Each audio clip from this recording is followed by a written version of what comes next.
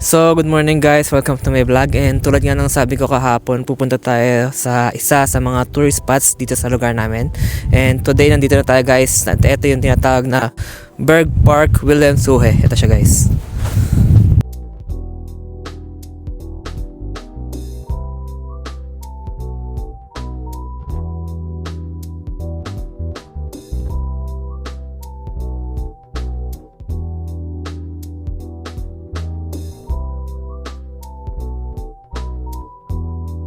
So ayan guys yung Hercules Monument. Actually pwede ka pumunta sa taas.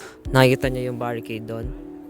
Meron diyang viewpoint pero during winter sarado siya kasi siguro madulas. Pero during April to October pwede ka dyan pumasok pero may entrance fee na 8 euro.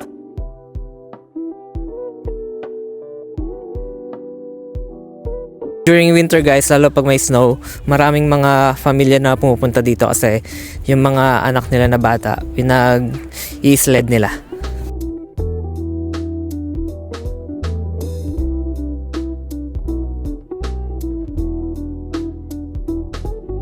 So guys, kanina nandun tayo sa likod ng monument and nandito naman tayo sa harap. Meron ditong view ng city. Tingnan nyo to guys, ang ganda dito.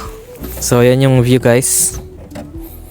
Overlooking view nung city ng castle. Ayan.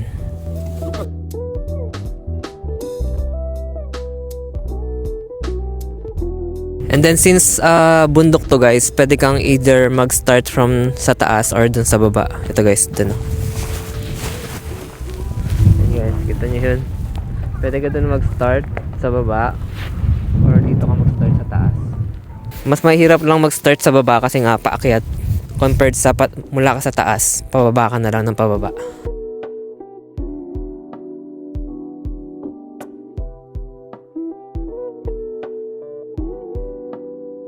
So mahirap din pag galing ka sa baba guys kasi bukod sa pataas siya, maraming hagdan dito guys. Ito.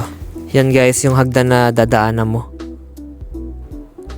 Yan guys, kita niyo yung mga nag-sled. Ganda.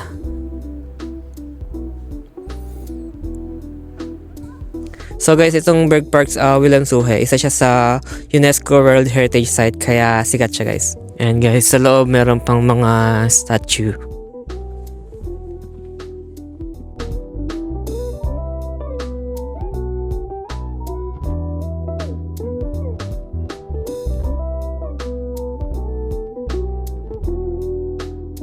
So ginawa tong park na to guys, basically para sa power, beauty, and flex. Yung gumawa nito, gusto niya lang ipaalam sa mga tao na mayaman siya at powerful.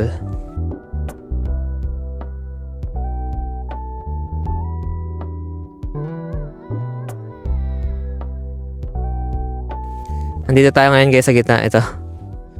Yan. Tapos ito naman yung kabilang side.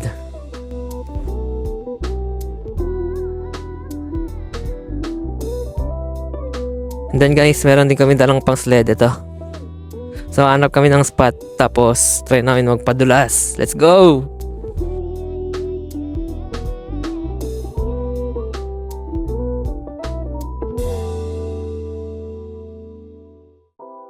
Tsaka guys, yung mga puno, kung mapapansin nyo, ang gaganda rin tignan kasi may mga snow sila. So guys, try ko mag-sled dito. Ito, sa likod ko.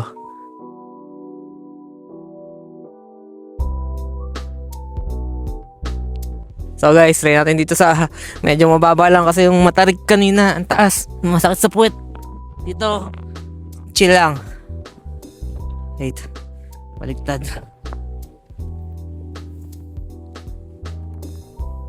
So guys, chill na slide lang. Let's go!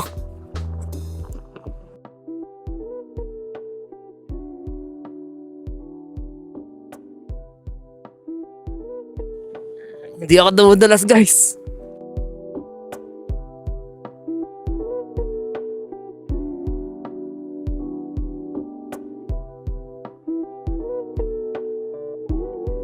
So guys, nandito na kami sa medyo gitna ng park. So kung lalakarin nyo yan mula taas or vice versa mula baba, mga 5 kilometers yan. So mga 1 to 2 hours na walk.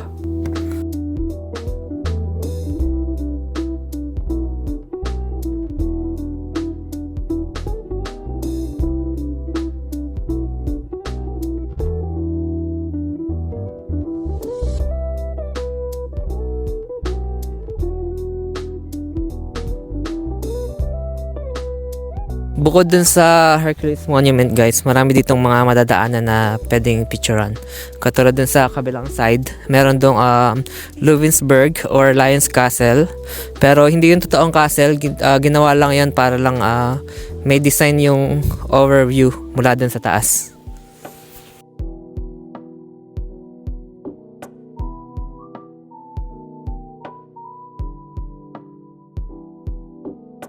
So ganito nakalayo yung nalakad namin guys, mula kami dun sa taas. Tapos pupunta pa kami dun sa baba dito guys. Diyan sa likod ng building na yan, bababa pa kami dyan. Tapos yung sakayan pa uwi ng bahay, dun pa guys, medyo malayo-layo pa.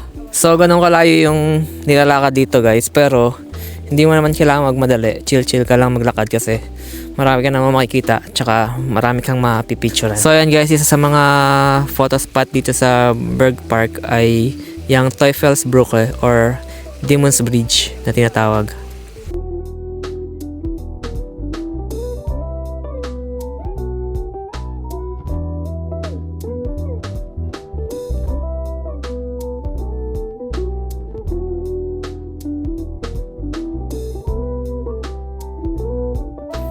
So guys, tapos na kami dun sa mga hagdan na daan and andito naman kami sa kagubatan. Medyo madalas na dito kasi flat na yung daan, kaya kailangan mag-ingat.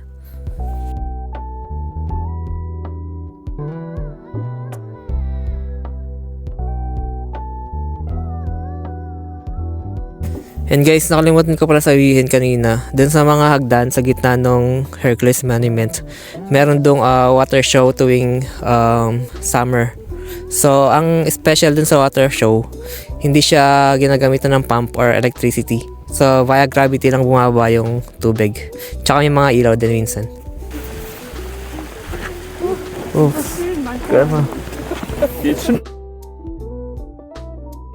Oops, oops. Oops, oops, oops.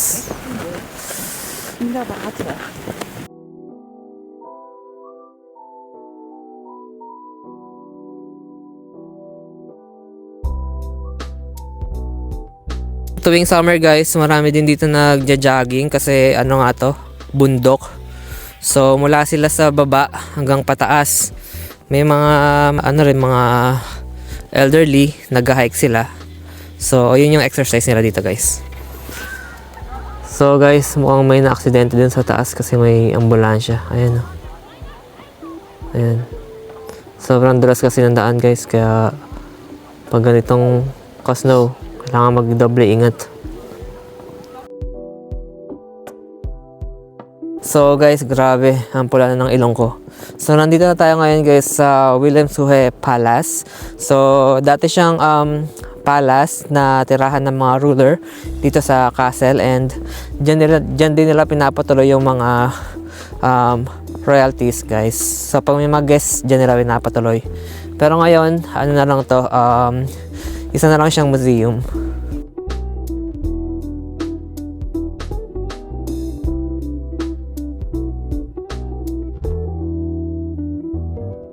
So guys, dito sa harap ng palace, diyan nag-sled yung mga tao. Ayan. Kasi slope, ayan o.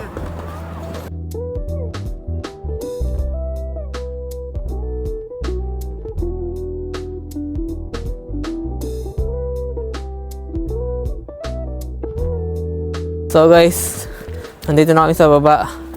So dumating kami dun sa taas ng 1:20 PM and ang oras na ay alas 4 na guys. So ayun na yung sasakyan namin, no.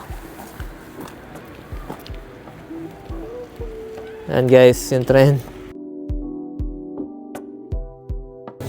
So guys, after ng mahaba-habang lakaran, ito ang reward namin sa sarili namin.